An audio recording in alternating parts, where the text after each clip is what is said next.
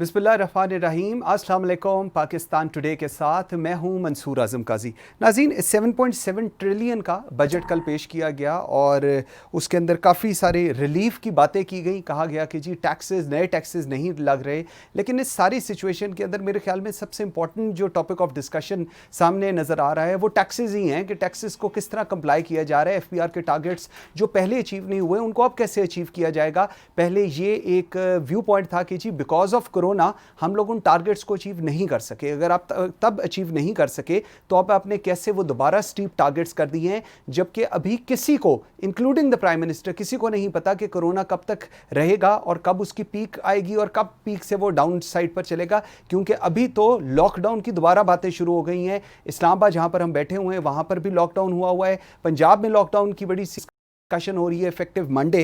पाकिस्तान तहरीक इंसाफ का इस चीज़ को लेकर इस तमाम तर सिचुएशन पे बात करते हैं। अपने आज के प्रोग्राम में मुझे ज्वाइन किया है इस्लामाबाद स्टूडियोज़ में डॉक्टर आयशा गौस पाशा ने। आप इकोनॉमिस्ट हैं, रुकन कौमी असम्बली हैं, फॉर्मर फाइनेंस मिनिस्टर पंजाब हैं और स्काइप पे मेरे साथ हैं डॉक्टर फैसल बारी। आप इकोनॉमिस्ट हैं, prime minister economic advisory council को मेंबर हैं और मुझे प्रोग्राम के सेकेंड सेगमेंट में ज्वाइन करेंगे शकील आफ्ताब। आप एविएशन एक्सपर्ट हैं। Very grateful for you ji. Doctor Ayesha, first thing, आप कैसे समराइज़ करती हैं बजट एक्सपेक्टेशन? क्या हुकूमत वो डिलीवर कर सकी? आप लोग यही सोच रहे थे? अगर नहीं सोच रहे थे तो what was which you had in mind और जो अब ट्रांसलेट हुआ है जी? देखिए मंसूर, अगर बजट पे हमें डिस्कशन करना है तो थोड़ा सा पीछे हट के देखना पड़ेगा कि किस बैकग्राउंड में बजट आया है। इस वक्त इकॉनमी की, पाकिस्तान की मईशत की, आम लोगों की ज़िंदगियों में क्या चीज़ है, क्या उसका बैकग्राउंड है, तो इससे हमें पता चलेगा कि उनकी तवक्कुआत क्या हो सकती थी बजट से और आया बजट उस पर पूरा उतर रहा है या नहीं उतर रहा। देखिए कल इकनॉमिक सर्वे आया, उसमें तो हमारे एडवाइज़र साहब ने ये बताया कि मनफी अशारिया 4% ग्रोथ है, -0.4, जिससे बहुत से लोग एग्री नहीं करते। मैं खुद नहीं करती। मैं देखिए बताऊं क्यों नहीं करती। और हमने पहले 9 महीने के में क्या देखा, हमने इनफैक्ट उससे पिछले साल उन्होंने कहा 3.3% ग्रोथ, वो निकली 1.9% ग्रोथ। खुद पाकिस्तान ब्यूरो कह रहा है। फिर इस साल फिर पहले 9 महीने में कोरोना से पहले क्या इंडिकेटर्स हैं। खुद एक प्लानिंग कमीशन की जो रिपोर्ट है, जो APCC में, उन्होंने खुद ये प्रेजेंटेशन दी कि इकॉनमी अच्छी हालत में नहीं है। Large scale manufacturing sector collapse कर रहा है, GDP ग्रोथ रेट कम हो रही है, एग्रीकल्चर की आउटलुक अच्छी नहीं है, रेवेन्यू मोबिलाइजेशन काफ़ी नहीं है, एक्सपोर्ट्स पे ग्रोथ सस्टेनेबल नहीं है। यानी ये सिस्टमैटिकली हर चीज़ उठा के देखी तो वो नेगेटिव बता रहे थे। और बहुत बड़ा वजह उसकी ये बता रहे थे कि मॉनेटरी पॉलिसी इतना हाई इंटरेस्ट रेट रखी हुई है कि इकॉनमी ख़त्म हो रही है उसकी वजह से। ये मेजर रीज़न बताए उन्होंने कोरोना से पहले। अब उस पर आ गया कोरोना जब आया तो आखिरी क्वार्टर में मंसूर -6% ग्रोथ रही। बिल्कुल। तो 9 महीने में तो जो आउटलुक है मैं बता चुकी हूँ प्लानिंग कमीशन का, उस पर आप 6% नेगेटिव ऐड करें तो बताइए हमारी इकॉनमी कहाँ जाके रुक रही है। इंटरनेशनल एजेंसीज, IMF कह रहा है, वर्ल्ड बैंक कह रहा है -1.5%, वर्ल्ड बैंक 2.5 कह रहा है और IMF 1.5 और वर्ल्ड बैंक इससे ज़्यादा 2.5% कह रहा है। उसके अलावा यूनाइटेड नेशंस भी 1% कह रहा है। हमने फिर से अंडर एस्टिमेट कर लिया।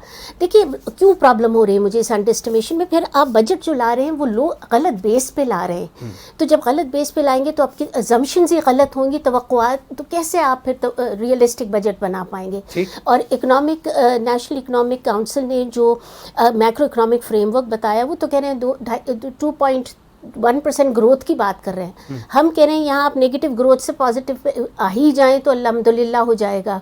वो वहाँ पे 2.1% ग्रोथ की इसके बेसिस पे आपने अपना रेवेन्यू का एस्टिमेट किया है, उसके बेसिस और रेवेन्यू के बेसिस पे आपने एक्सपेंडिचर और अपना पूरा रिलीफ पैकेज बेस किया। जब फाइनेंसिंग ही अवेलेबल नहीं होगी तो वो रिलीफ पैकेज का क्या बनेगा। इस वक्त इनको चाहिए था कि एक आम आदमी का बजट रियलिस्टिक बजट लाते और असल में आम आदमी को रिलीफ देते और इकोनॉमिक एक्टिविटी को बढ़ाते। अच्छा डॉक्टर फैसल बारी, मुझे एक चीज़ बताइएगा, जिस तरह डॉक्टर आयशा गौस पाशा कह रही हैं, पहले एक what's your view on that. आपने बजट सुना, what's your take on that? Budget ठीक है, बजट एक्सपेक्टेशन के मुताबिक है इन द करंट सिचुएशन, या जो बेसलाइन हम लोगों ने सेट करनी थी फैक्ट्स और फिगर्स को जहन में रखते हुए वो नहीं हमने की? क्या कहेंगे इस पर आप? बहुत शुक्रिया। 2-3 चीज़ें हैं। एक तो ये कि आपका एम क्या था इस बजट के हिसाब से। ठीक है। वो एम जो है वो उस विजन के मुताबिक है जो आप विजन लेके आए थे एज अ पार्टी, ठीक है। और जो आप 5 साल में करना चाह रहे थे अपने जो भी एम्स आपके थे उस पर डिलीवर कर, जिसमें बहुत ज़्यादा एम्स थे। वो घरों का बनाना भी था, एम्प्लॉयमेंट क्रिएशन भी थी, बहुत सारी चीज़ें थी, heavy investments in human development भी थी, वो सारी चीज़ें थी।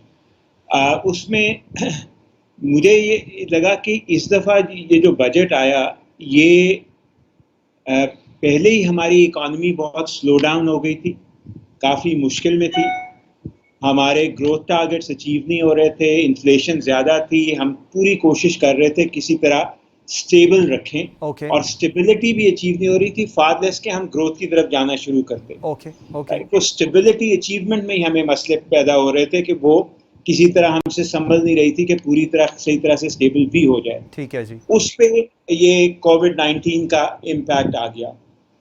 तो मुझे लगा कि ये जो बजट इस दफ़ा बनाया, अभी जो सुना भी आपने, अभी इसकी डिटेल्स आएंगी, लेकिन एसेंशियली ये budget is trying to tinker कि किसी तरह से ये अगला साल जो है वो गुजर जाए। उसमें उस विजन का भी अब कोई ताल्लुक नहीं रह गया जो पहले थी। वो सारे जो गोल्स आपके थे वो भी सारे इस वक्त साइड पे हो गए हैं। जो आप कुछ करना चाहते थे वो सब कुछ रुक गया। आपका बेसिकली टारगेट बन गया कि जो मैक्रो वेरिएबल्स जितने आप संभाल सकते हैं, ठीक है, जिस हद तक संभाल सकते हैं आप वो संभाल लें। ओके। जिसमें वो अगर आप ग्रोथ को जितना पॉजिटिव कर सकें या जो भी नेगेटिव से निकाल के पॉजिटिव कर सकें, टैक्स को जितना कर सकें विद टिंकरिंग, क्योंकि नए टैक्स आप लगा नहीं सकते, नए टैक्स लगाते तो जाहिर है शोर बहुत होना था। इस वक्त इकॉनमी की हालत देखिए, आप लोगों को कहते हैं और टैक्स दो। मैं अभी उस पर बाद में डिटेल में भी बात करेंगे, टैक्स में जो रद्दोबदल की है इसका मतलब क्या होता है, नए टैक्स ना लगाना, लेकिन रद्दोबदल से कोशिश करें कि आप फिर भी पैसे उतने ही आ जाएं, उसका क्या मतलब है। बाकी भी जो चेंजेस सारे किए गए, इट्स एसेंशियली टिंकरिंग। 187 से आपने कहा एहसास को हमने 200 कर दिया बिलियन में। इतने से इससे क्या फ़र्क पड़ेगा 13 बिलियन 14 बिलियन बढ़ाने से।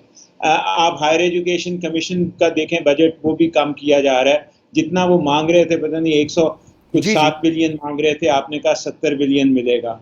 इस तरह की तमाम अभी तक जो चीज़ें कही जा रही हैं, राइट। सो एसेंशियली किसी तरह से बेसिकली अटेम्प्ट है कि to hold things steady, but that does not give us any vision for how this country is going to move forward beyond COVID, या कोविड को भी किस तरह फाइट करेगी बाय कीपिंग, जो डॉक्टर साहब ने अभी कहा कि असल चीज़ है people are really hurting, they are starting to hurt a lot. ठीक, एम्प्लॉयमेंट, लैक ऑफ एम्प्लॉयमेंट खत्म होती जा रही है, घरों में बहुत ज़्यादा मुसीबतें आ रही हैं। वो चीज़ आपको पता है कि आप सिर्फ अपने एहसास और बाकी प्रोग्राम से वहां तक नहीं पहुंच सकते। ठीक, डॉक्टर साहब मुझे ज़रा एक सेकंड यही पॉइंट ना, let me take this point. Doctor साहब एहसास पॉइंट, एहसास और हमने कैश प्रोग्राम जो है और वो ट्रांसलेट भी हो रहा है, हमने देखा है कि लोगों को एक ले आदमी को पहुंच रहा है बिल्कुल इस चीज़ का।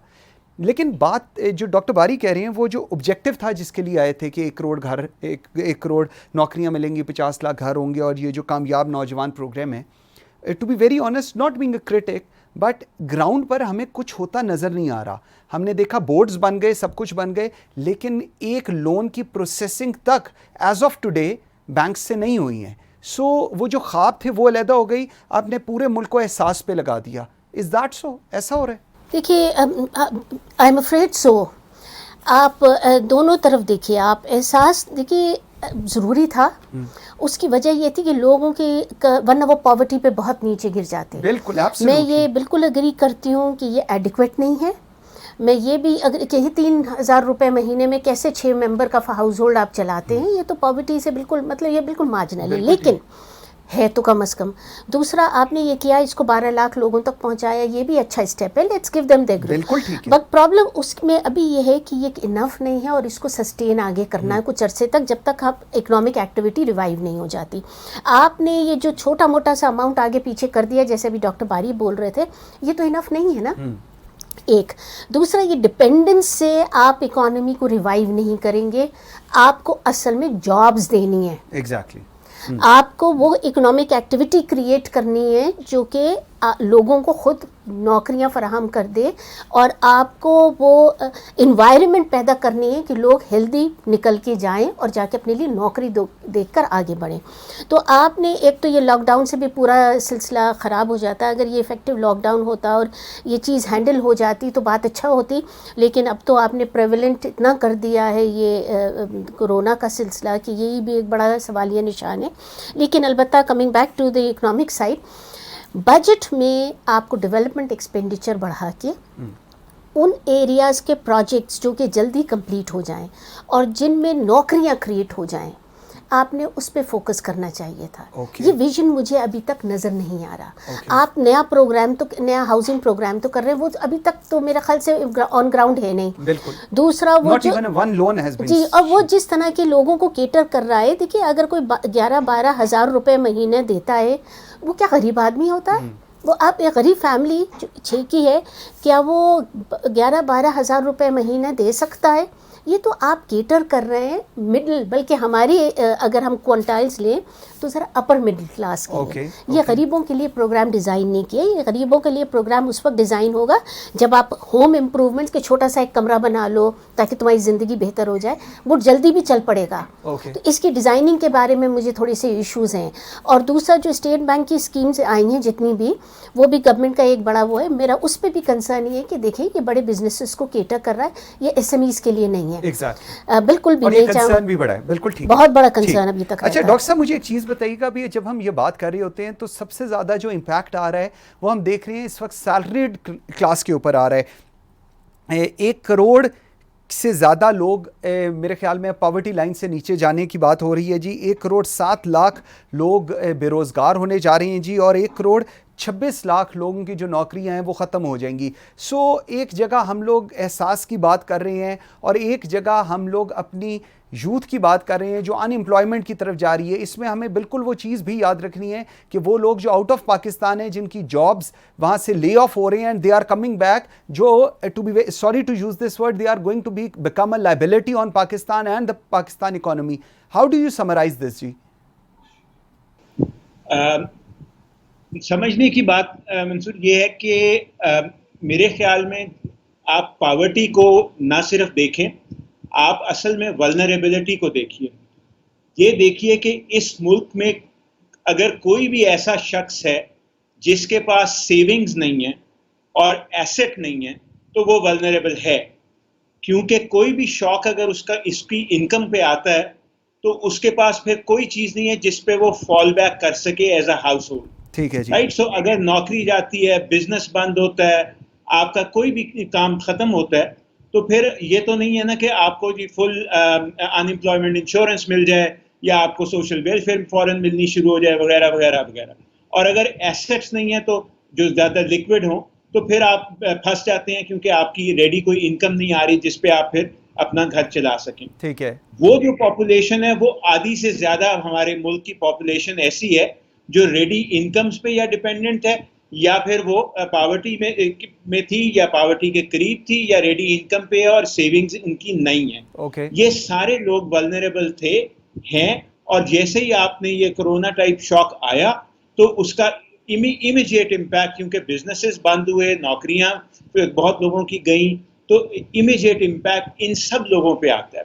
राइट। सो ये जो ब्रैकेट आप कह रहे हैं ये बहुत बड़ी है निस्बतन उन लोगों के जो आप किसी तरह भी एहसास टाइप प्रोग्राम के जरिए पहुंच सकते हैं। क्वेश्चन एहसास का नहीं, एहसास जैसे डॉक्टर साहिबा ने भी फरमाया बहुत इंपॉर्टेंट है, उसको एक्सपैंड करें, उसको बेहतर करें, लेकिन हमारा मसला एहसास से बहुत बड़ा है। हमारा मसला तो आपकी आधी से ज्यादा आबादी पे पहुंच रहा है। उस तक कैसे पहुंचने। मैं एक और जनरलाइज करूं कि ये एसेंशियली हमारे जो पिछले बेतहाशा साल की हमारे निगलेक्ट है ना ह्यूमन डेवलपमेंट का, वो हमारे सर चढ़ के बोल रहा है अब दोबारा और बार बार बोलेगा। 80 की दहाई में कहीं लिखी थी, विलियम ईस्टरली ने वो अपना आर्टिकल लिखा था कि पाकिस्तान की इनकम और ह्यूमन डेवलपमेंट इंडिकेटर्स में गैप है। वो गैप जो है बहुत सारे इस तरह के मुल्क जो इतनी इनकम पे हैं जितने पाकिस्तान पे, उन्होंने बहुत ज़्यादा इन्वेस्टमेंट्स किए हैं एजुकेशन, हेल्थ और इन चीज़ों में, जिसकी वजह से उनका ह्यूमन जो कैपिटल है वो बहुत बेहतर है हमसे। हमारा ह्यूमन कैपिटल डेमोग्राफी हमारी देखिए, यंग लोग हैं, लेकिन हाल हमारा ये है कि हमारे पास कोई समझ नहीं आती कि स्वाय अनस्किल्ड जॉब्स क्रिएट करने के कंस्ट्रक्शन में या किसी और में हम और क्या करें। यानी इतना बुरा हाल है कि नौकरी भी नहीं हम सही तरह से दे सकते उन लोगों को, क्योंकि ना पढ़ाया है, ना स्किल दी है, ना कोई और काम। और ये कसूर उनका नहीं है, ये हमारा कसूर है। चपेट हमारे मुंह पे है ये कि जो 30 साल 40 साल हमने ये काम किए हैं उसका नतीजा अब हम भुगत रहे हैं। ठीक हो गया, वेरी राइट। व्यूअर्स, एक छोटी सी ब्रेक लेते हैं और जिस वक्त ब्रेक से वापस आते हैं तो ज़रा ये गैप्स की बात करते हैं। डॉक्टर आयशा